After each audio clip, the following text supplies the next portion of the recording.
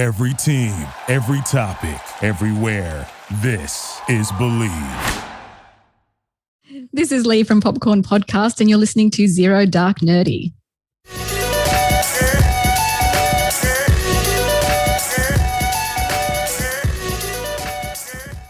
All right, ladies and gentlemen, welcome back to Zero Dark Nerdy, the world's most notorious pop culture podcast. The filthiest of the filthy.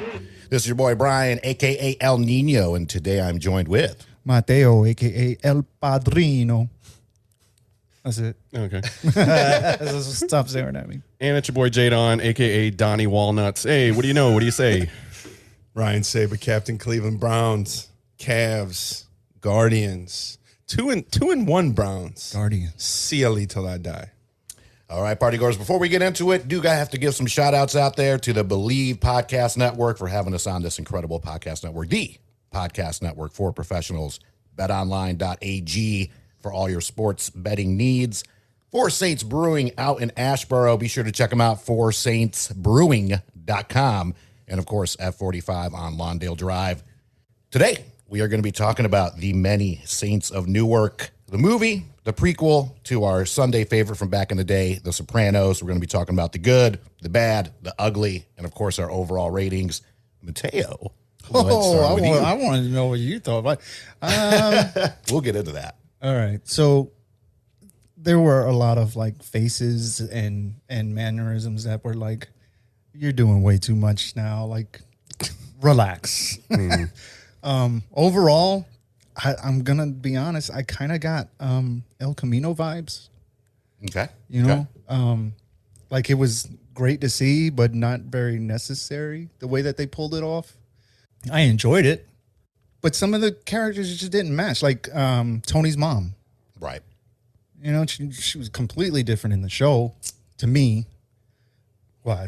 Say it. Come on. No. Let's have it. This is your time. No, this is discourse. That's right. That's right. Well, you could see a little bit of a transformation too, though, right? Where towards the end, she started to get that like fucking bipolar, like crazy shit where she was fed up. She was on, capable and then, of trying to kill her own son, kind of vibes. Right. I mean, you could see that transition. So while I will tell you at the beginning, she was, I hate to use the phrase normal because who is normal? Right. But she was less crazy. She wasn't a kook. She was less of the Livia that we remember from the show. Exactly. Right.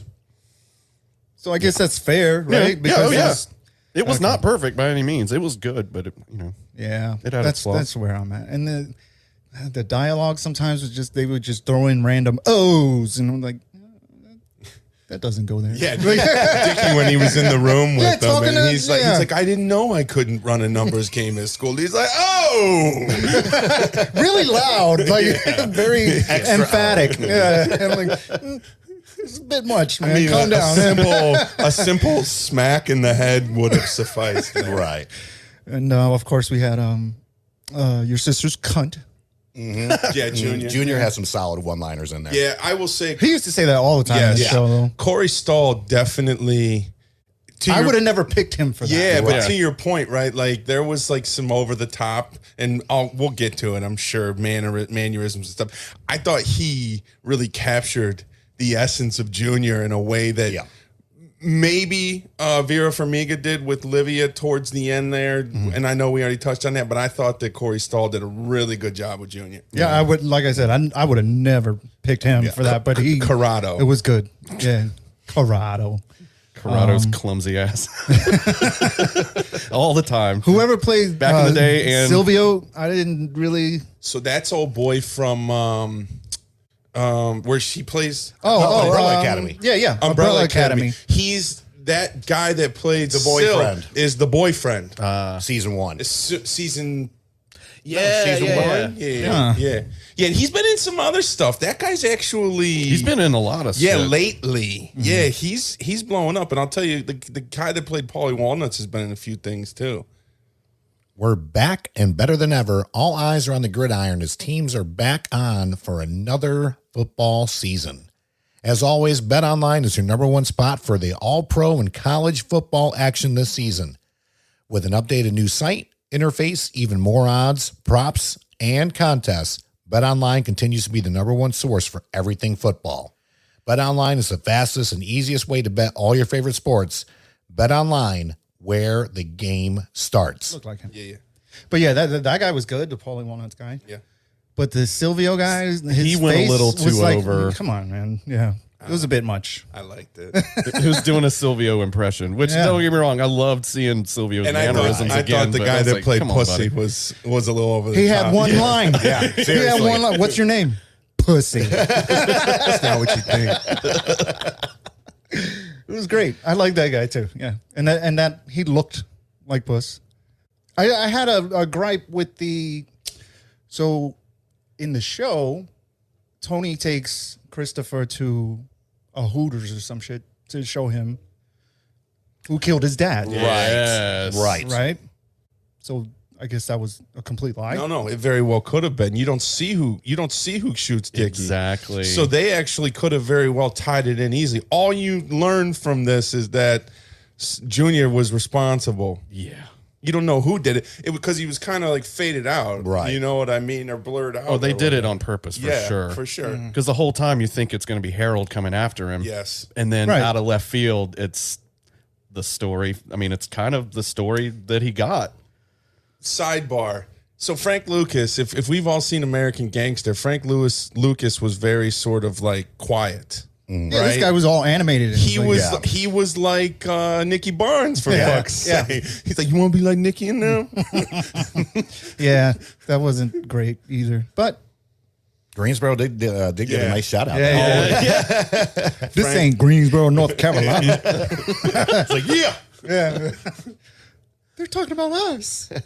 But yeah, it was entertaining. I don't know if it happened sooner, it would have been better. I don't know. I enjoyed it. I probably won't watch it again. I'm good. Yeah. Jerry? Well, I mean, I watched The Sopranos right when it came out. I watched it with my mom and dad. We watched, just violence, titties, like all of it as a family. And Titties. we got squeamish a couple times, sure, but From the titties or? well, just the situation of the show. It's like some things you don't want to watch with your parents. Okay? But at the same time, we watched it anyway. We watched it together, and because it was such a great show, we never ran into any issues. We loved the show, so I was really excited when I found out that this movie was coming out. It gave us some stuff. It didn't give us everything, and it didn't do it in a perfect way, but I'm glad they did it.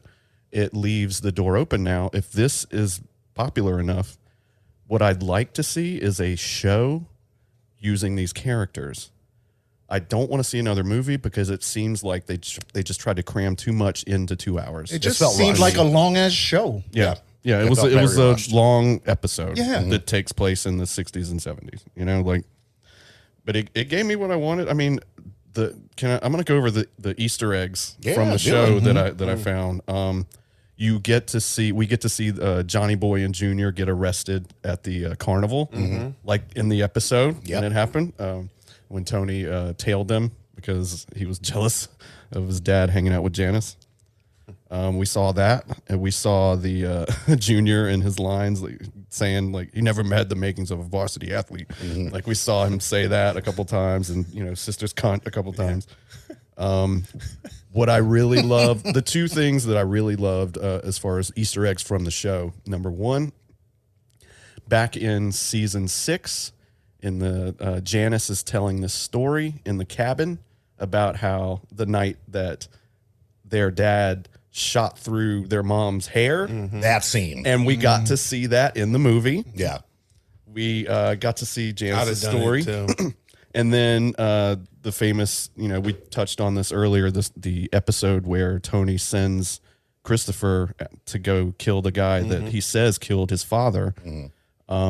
We see it play out, complete with the TV trace. I just remember from the episode, he's like, he's bringing a crib for me or something. And he's like, no, there's a bunch of TV That's trays. right. And then when he's interrogating the cop, later, he's like, he's trying to bring a TV tray for me to watch TV. And throughout the whole movie, I was waiting to see that TV tray because when you see that, he's about to get it. So Right.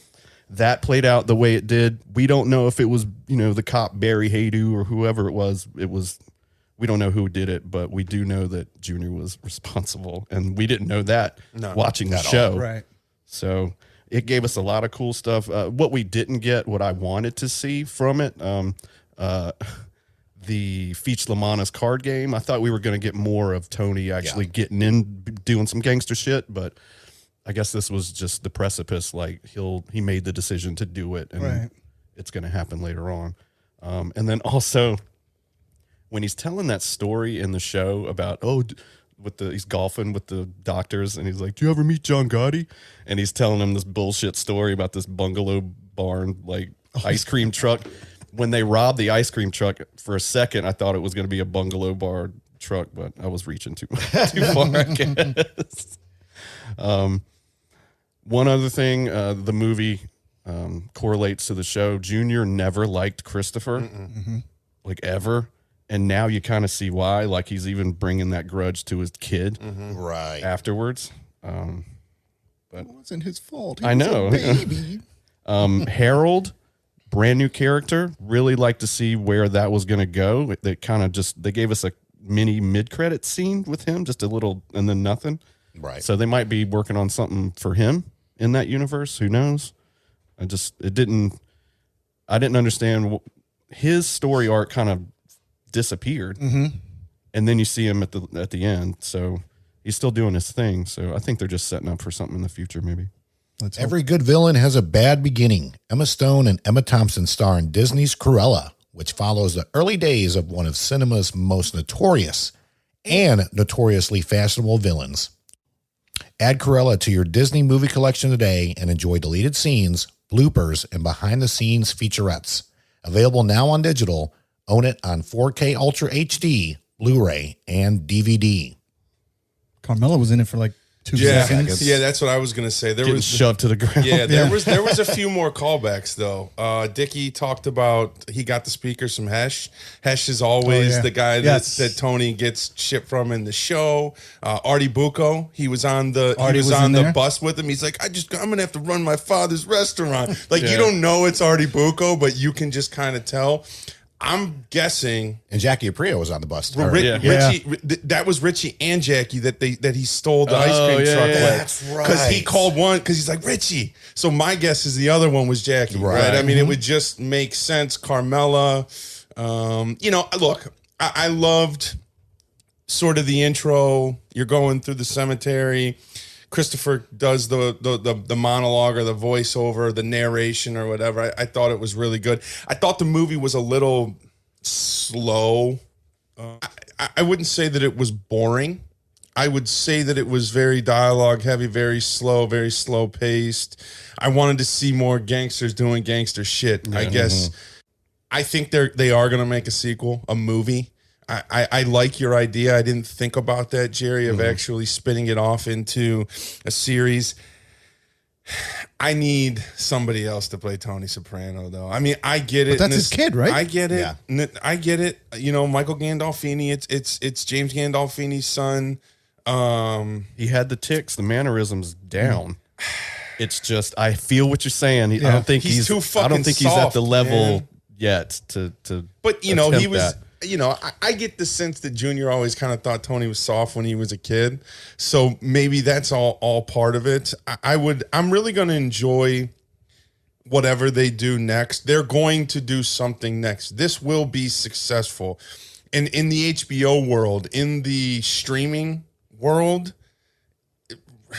I don't want to say that ratings don't matter, right? But they greenlight next seasons for shows before they even come out. So, HBO goes to Larry David, not to get too far off the beaten path here, but they go to Larry David and they're just like, make a season of Curb Your Enthusiasm, whatever the fuck you want to. Curb is like 12 seasons deep. Right, but or he didn't make one for like 11 years. Right? But you knew what you were going to get. And I think you know what you're going to get with this. You're going to get nostalgic characters that there's a base of fans that are going to watch it.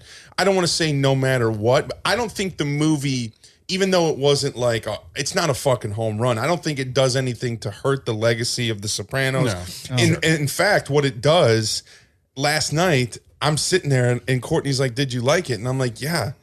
I'm like, I need to go fucking watch the series again. Yeah. Right? If anything, it makes you want to go back, rewatch, probably at some point rewatch the movie once you rewatch the series so everything's fresh in your head so you can make connections. I haven't watched The Sopranos in 15 fucking years. Oh yeah, you need to revisit. I that. watched it the first time. I did a little bit of a rewatch on select episodes, maybe, I don't know, 8 or 9 years ago, but I haven't done a full rewatch. It's a heavy episode, it's a heavy series. It's 6 seasons, but you get an hour. It's not like going back and rewatching Entourage or whatever, where you can blow through Entourage in a fucking weekend. I mean, it's not the same thing. So, okay, what I'll say just to wrap it up, I enjoyed it.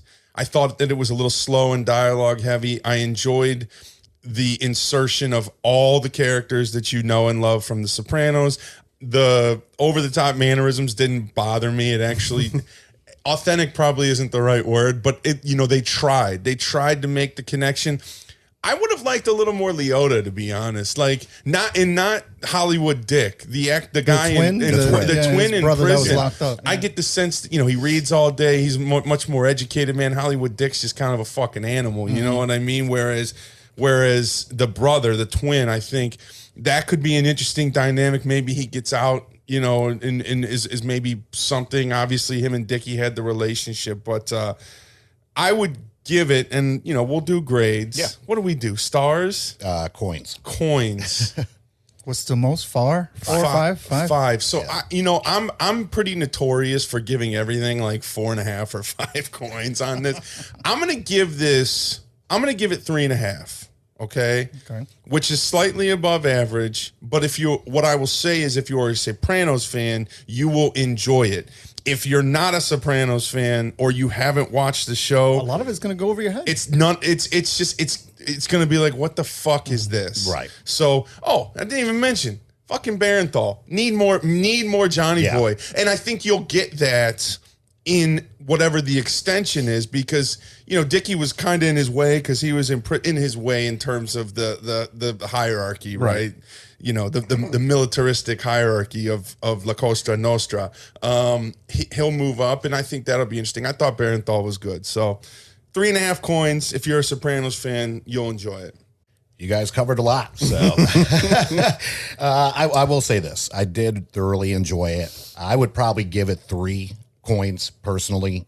I thought the performances were good, but I also thought it was rushed. I would have liked to have seen a Better Call Saul type of prequel show to iron out a lot more Easter eggs, the card game, introducing Hesh, characters that we would really love to see their background. I thought the performances were pretty good, to be honest with you. Bernthal, we talked about Corey Stahl. I thought he was a perfect junior soprano. I like Dickie, Alessandro. Dickie was really good. I thought he was great. Is. No, who is he? I was trying to figure that out. That's Castor Troy's brother from Face Off. That was his first acting. That's Pollux Troy. That is Pollux Troy. Shit. Wow. Damn. I'm watching it, and I'm like, is that motherfucking Pollux Troy? Yeah, it was. So, anyway, there's a little Easter egg for you. But I would have definitely liked to have seen a lot. If they do anything else, I think it should be a prequel show. I don't want to see another movie. I'm glad this was on HBO, to be honest with you. I'm glad I didn't pay to see it in theaters. Yeah. And three coins is what I give it. So what's your rating for it? Oh, 3. 3. 3, yeah. 3. So 3.25 stars. 3.25. I'm always Say 2.75. I'm always too nice to these fucking movies, man. That's the No, if you enjoyed We it, don't want to trash I mean, them I too bad. enjoyed We it want too. these people on the show. Hold on, I go back through like my notebook with the notes. I've given every Marvel movie that's come out 4.5 or 5 fucking stars. Like it's you're a just, stan. it's not fucking possible. It's not. You know what I mean? Would you give Doctor Strange? I actually like Doctor Strange. Okay. Yeah, it's tough for me, man. I'm a nerd. But we do have some more Marvel stuff coming out. So any last thoughts on Many Saints of Newark? I just like the fact that we got a mob movie that takes place in the 60s and 70s with these amazing characters in it that we already know. You can watch this without watching the movie or without watching the show. You can get, the gist, but it really helps to see the show. This is a movie for the people that love the show. Right. So, and with the show, like there's a lot of violence in the show. yeah. There was quite a bit of violence in the movie too. Old boy got his head blown off when they were fighting in the street. Right. The fucking the drill to the mouth. I mean, there was some. The quiet little beach trip. Ooh. Yeah, that was kind of brutal. We knew that was coming. Yeah. As soon as she told him, I was like, "Oh, you did. Yeah, you did. Bitch, you did." The drowning slash like choke out scenes that when they're done really well are haunting. Yeah. Like who wants to go out like that? Yeah, Nobody. they're haunting. Those are always tough for me when they're done well. She had to go. She should have went a long fucking time ago. Yeah. She was a problem. She was a problem right off the boat, man. That's true. Damn, I didn't have her name down. Oh, well, but you got to watch it to find out. As always, thank you guys for listening. Big shout outs to Believe Podcast Network, betonline.ag, Four Saints Brewing out in Ashboro, and of course, F45 on Lawndale Drive in Greensboro. Be sure to like, subscribe, follow, and we'll catch you next time. Peace. Spot on. Yep. Spot on. Yeah! Victory! And anger management? Fuck anger management.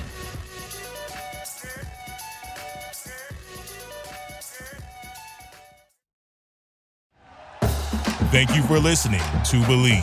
You can show support to your host by subscribing to the show and giving us a 5-star rating on your preferred platform. Check us out at Believe.com and search for BLEAV on YouTube. Hey, it's Michelle Beadle. That's right, the Michelle Beadle. You're welcome. You love talking about sports. I love talking about sports. You know the only thing cooler than talking about sports? Sports! And right now, all your favorite sports are on Sirius XM. I'm talking every NFL game, every game from the NBA, NHL, MLB, every NASCAR race, golf major conference college sports, and all the top games in the WNBA.